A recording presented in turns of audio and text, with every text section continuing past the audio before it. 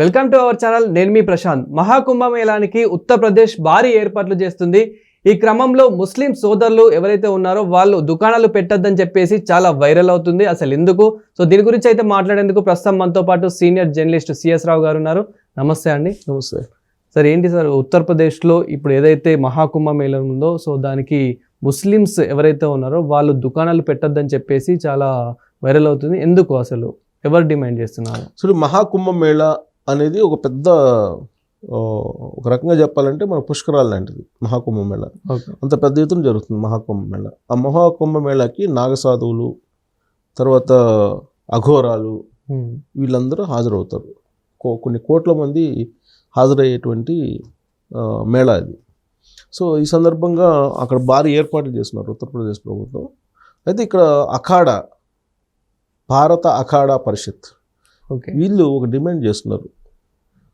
ఆ డిమాండ్ ఏంటంటే ఈ మహాకుంభమేళా జరిగేటువంటి ప్రాంతాల్లో ముస్లింలు ఎవరు కూడా దుకాణాలు పెట్టడానికి లేదు. ఆ దుకాణాలు పెట్టే అనుమతి ఇవ్వద్దు అని చెప్పి ఉత్తరప్రదేశ్ ప్రభుత్వానికి అల్టిమేటం జారీ చేశారు.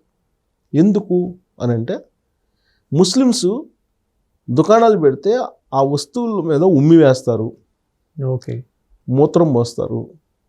కాబట్టి ఆ మహాకుంభమేళా సందర్భంగా వాళ్ళు దుకాణాలు పెట్టడానికి లేదు అనేటువంటిది ఈ భారత అఖాడా పరిషత్ డిమాండ్.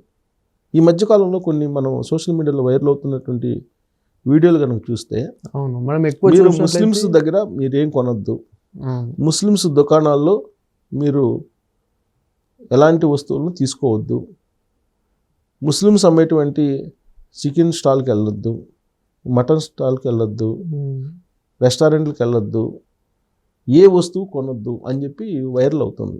మెయిన్లీ హలీము లాంటివి తినొద్దు, బిర్యానీలు తినొద్దు అని చెప్పేసి కూడా చాలా మనకు వీడియోస్లలో చూస్తూ వైరల్ అవుతుంది ఈ మధ్యకాలంలో. దానికి కారణం ఏంటంటే వీళ్ళు చెప్పేది ఏంటంటే, కొంతమంది అంటే అది అతివాదులు అనుకో, లేదంటే బీజేపీకి సంబంధించినటువంటి అతి హిందూవాదులు అనుకో, ఏదైనా అనుకోవచ్చు. వాళ్ళు చెప్పేది ఏంటంటే, సోషల్ మీడియాలో కూడా వాళ్ళు పోస్టులు పెట్టేది ఏంటంటే, ముస్లిమ్స్ హలాల్ చేస్తూ ఉంటారు.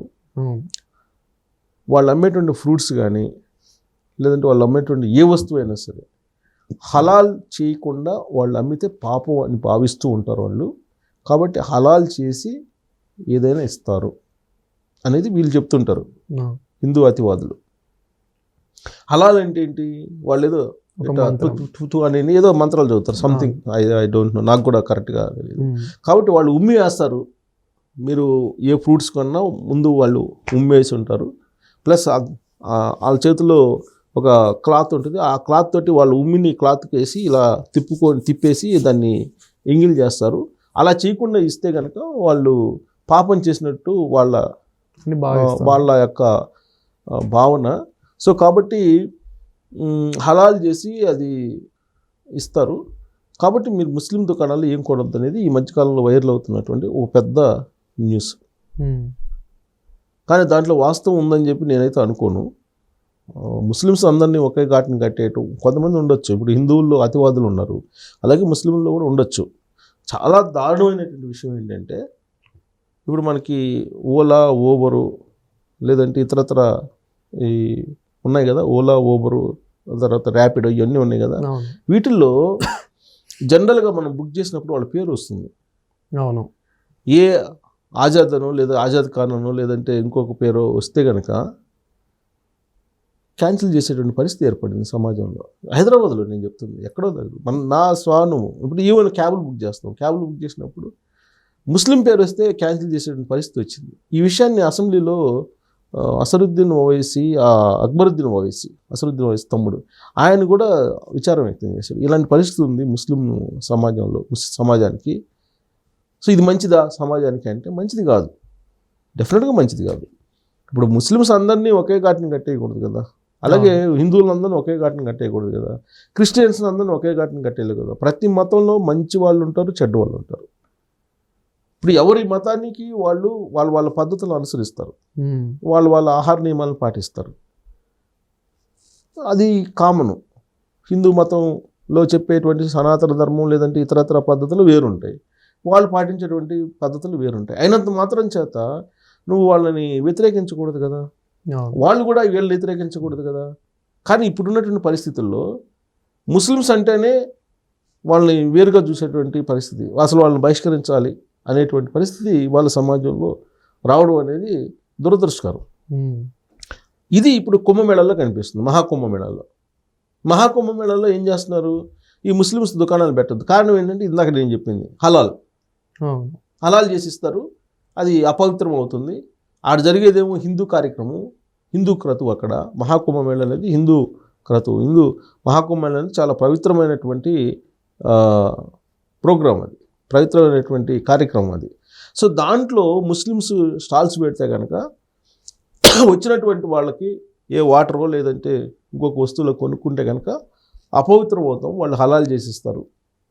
కాబట్టి వాళ్ళు దుకాణాలు పెట్టనివ్వద్దు వాళ్ళని అనేది భారత అఖాడా పరిషత్తు చేస్తున్నటువంటి డిమాండ్. వాళ్ళు చెప్పేటువంటి లాజిక్ కూడా ఇది.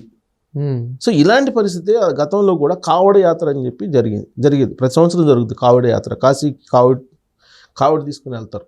కావడ యాత్ర ఇక్కడ కూడా కొన్ని రాష్ట్రాల్లో చేస్తుంటారు కావడ యాత్ర. సో ఈ కావడ యాత్ర చేస్తున్నప్పుడు వాళ్ళు ఏం చేశారంటే స్టాల్స్కి కొన్ని గుర్తింపు ఇచ్చారు. అప్పుడు కూడా అంటే ఈ ముస్లిమ్స్ గుర్తింపు లేకుండా నీకు బోర్డులు పెట్టమన్నారు. అప్పుడు దాని మీద కోర్టుకు వెళ్ళారు, న్యాయస్థానాలకు కూడా వెళ్ళారు.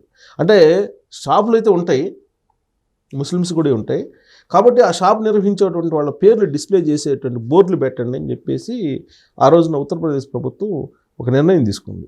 అంటే ఆ బోర్డు చదివిన తర్వాత ఇది ముస్లిందా కాదా అనేది తెలిసిపోతుంది. అప్పుడు వెళ్ళేవాళ్ళు